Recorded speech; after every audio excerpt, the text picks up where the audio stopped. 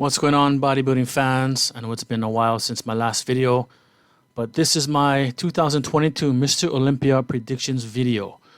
Now, this is going to be probably the most exciting and anticipated Mr. Olympia ever. So let's take a look at the lineup. Here is the list of qualified bodybuilders for this year's Mr. Olympia. There are over 30 qualified bodybuilders. And almost half of this list are first-time Mr. Olympia competitors. And there are many names in this list that I've never heard of. But let's go into my top 10 in no particular order. And let me preface this by saying that this is a very tough lineup to choose. And it's just to get the correct top 10 in no particular order is very difficult, let alone getting the actual placings correct. So let's get into it.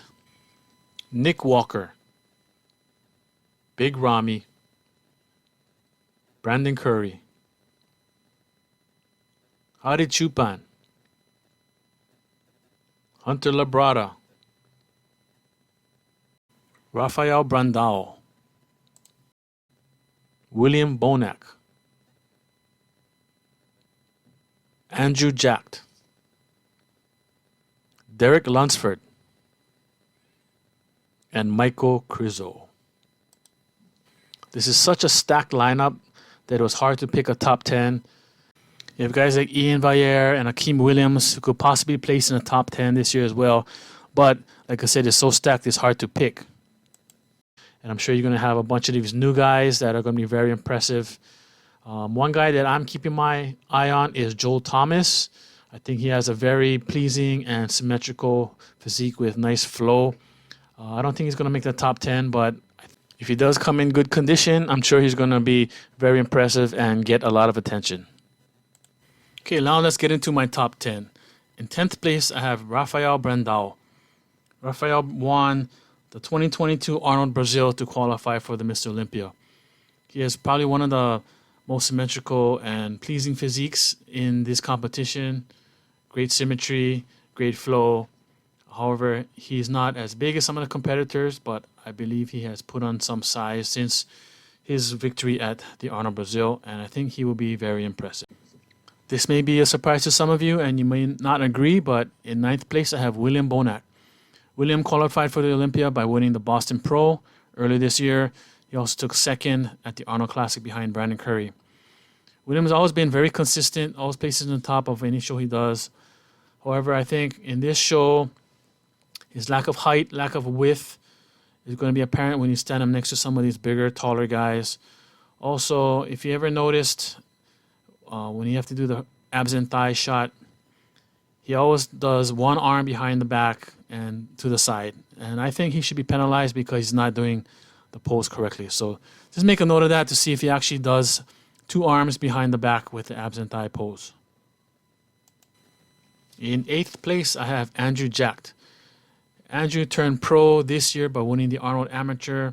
Then he qualified for the Olympia by winning the Arnold UK and Texas Pro, both as a rookie. And this will be his first time competing at the Mr. Olympia. And he's very, very impressive. He's 6'2", 280, 90 pounds or whatever. Very pleasing physique. However, I think what he's lacking is conditioning from the rear. When you're standing on the stage with the best in the world, you have to bring the best conditioning. So I think that's why he's going to be placing out of the top 6. In 7th place, I have Hunter Labrada. Hunter qualified by placing 4th in last year's Mr. Olympia. So he had a whole year to train just for this year's Mr. Olympia. I know he's made a lot of improvements, put on a lot of size, but I think the knock on him is he never comes in super shredded, super diced. So that's why I think this year he'll be placing 7th. Okay, now we get into the top 6. In 6th place, I have first-time Open Mr. Olympia competitor Derek Lunsford. We all know Derek from being last year's 212 Olympia champion. And I think a lot of you would agree that he was very impressive as a guest poser at the Pittsburgh Pro. So when he has no weight limitations, I think he can fill out his frame, become very impressive. I know we all know that his back is a strong point. His glutes really shredded. Back double biceps, pretty impressive. From the front, if he can maintain the same conditioning, I think he's going to be very impressive. In 5th place, I have Hadi Chupan. Hadi is always very consistent when it comes to the Mr. Olympia competition. He took 3rd in 2019, 4th in 2020, and 3rd last year. The reason why I have him in 5th is because of the competition this year. There's so many great guys, and I just have to put him in 5th. In 4th place, Brandon Curry, your 2019 Mr. Olympia and your 2022 Arnold Classic winner. A lot of you may think he should be placing higher this year. The reason why I have him in 4th is due to, like I said, the competition is so stiff this year. He does have probably the best shape in the show other than Raphael Brandal. But like the knock on him is you never seen him super sliced, super shredded, especially in the legs and in the back. So that's why I have him in 4th. But I'm sure he's going to be bigger this year than he was at last year's Olympia and also at this year's Arnold Classic. Okay, probably the boldest prediction of my prediction video is predicting Michael Curso to take 3rd. This is his first year competing as an IFBB pro athlete. He was in the other league earlier, but he's tall, he's wide, he's huge, he's big shoulders, big arms, big legs. Pretty much, in my opinion, no weaknesses.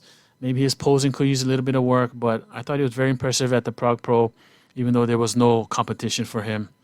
But I think him being a taller guy, he's going to be very impressive standing next to Big Ramy if he does get a look, or someone like Andrew Jack, standing next to all the taller guys.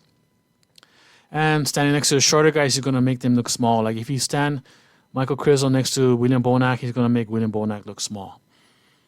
So what do you guys think? Do you think Michael Curso is going to be placing as high as 3rd? Let me know in the comments.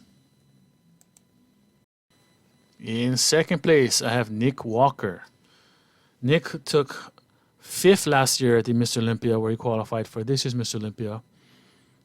He's very confident. He says he's going to win it, and of course, that's the mindset you have to have going into the Mr. Olympia. But I think he's not going to be as impressive as Big Ramy, considering Big Ramy is taller and wider. I'm sure Nick is going to come in with super shredded conditioning, which is his strong point, considering he doesn't have the best structure, the best flow to his physique, not the most pleasing, but he brings in pure mass and pure conditioning. So I think that's why it's going to push him up to 2nd place. And to no surprise, I have Big Ramy winning it for a 3rd year in a row. I think that being the reigning Mr. Olympia gives you an advantage because the judges put you, in the first call out, give you the best looks. But I think that his size and his width is going to be very impressive. And even though he might not be the most conditioned guy on stage, I think the judges will still give him the benefit of the doubt, being Mr. Olympia, if you know what I mean. One thing's for sure is that this is going to be the most anticipated and exciting Mr. Olympia ever, in my opinion. With all these first-time Mr. Olympia competitors, we have a former 212 Olympia champion, and a bunch of these new guys that we never heard of. Who knows, some of these new guys could come in very impressive, very shredded, and maybe jump in the top 10. And we could have some of these veterans placing out of the top 10. Who knows what's going to happen? But please leave a comment below as to who do you think is going to be placing top 6, top 10, who's going to be a dark horse, who's going to be a bold prediction or whatever. Who do you agree with as far as my predictions?